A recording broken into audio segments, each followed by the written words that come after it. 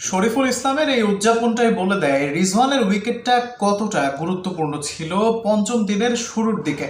রিজওয়ান এবং বোলার সাজিদ মিলে যেভাবে ব্যাট করছিল, বিশেষ করে সাজিদ এফোর্টলেসলি ব্যাট করে বাংলাদেশকে কিছুটা চিন্তাতেই ফেলে দিয়েছিল।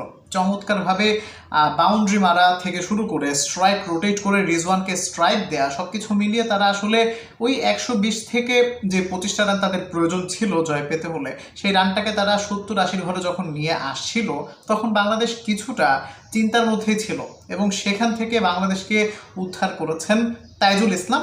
চমৎকার একটা বলে তিনি সাজিদকে ফিরিয়েছেন। তার আগে অবশ্য বাংলাদেশের একটা মাস্টার স্ট্রোক ছিল, তারা গেমে একটা একটা মানে ম্যাচের মোমেন্টাম নষ্ট করার জন্য একটা পজ দিয়েছিল, মানে একটা বিরতি নিয়েছিল এবং সেই বিরতির পরেই আসলে তাইজুল ইসলাম স্ট্রাইক করেছেন এবং তাদের যে পার্টনারশিপটা ছিল সেটা ব্রেক হয়েছে।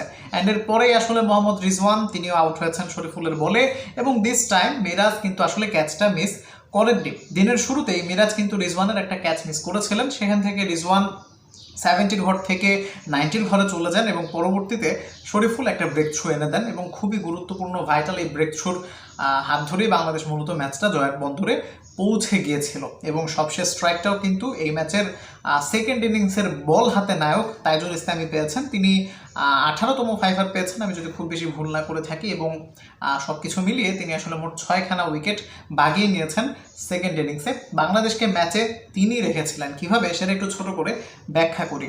গতকালকে চতুর্থ দিনের শেষ সেশনে যখন নতুন বলটা নেওয়া হলো, হ্যাঁ, সেই নতুন বলে তাইজুল ইসলামই কিন্তু স্ট্রাইক করেছিলেন। সালমান আলী আঘাকে চমৎকার ক্লিন অ্যান্ড বোল্ড করেছিলেন। ব্যাট এবং বলের মধ্যে একটা চমৎকার গ্যাপ ছিল এবং ওই যে নতুন বলে ব্রেক থ্রু এনে দেয়া, লম্বা একটা পার্টনারশিপ আঘা এবং রিজওয়ানের মধ্যে হওয়া, সেটাকে ব্রেক করা বাংলাদেশকে ম্যাচে ফিরিয়েছিল এবং পরবর্তীতে টেইল হাসানের উইকেটটাও কিন্তু তাইজুলই নিয়েছিলেন। এবং দেখেন পঞ্চম দিনের শুরুতে সাজিদ এবং রিজওয়ানের ভয়ঙ্কর হয়ে ওঠা যে পার্টনারশিপটা, সেটাও কিন্তু এই তাইজুলই ব্রেক করেছেন। যদিও মাস্টার স্ট্রোকটা আসলে কাটছিল আমার ঠিক জানা নেই, তবে একটা ব্রিলিয়ান্ট বলে মূলত তিনি ভয়ঙ্কর হয়ে ওঠা সাজিদকে সাজঘরে ফিরেছেন এবং শেষ পর্যন্ত শেষ উইকেটটা অর্থাৎ কফিনের শেষ পেরেকটাও তাইজুলই কিন্তু মেরেছেন পাকিস্তানকে। সো কংগ্রাচুলেশনস নাজমুল হোসেন শান্তর বাংলাদেশ দলকে, পাকিস্তানকে ঘরের মাটিতে হোয়াইট ওয়াশ করে দেওয়ার জন্য এবং পাকিস্তানকে তাদের ঘরের মাটিতেও হোয়াইট ওয়াশ করে আসার পর সেটা আবার রিটেন করার জন্য। অর্থাৎ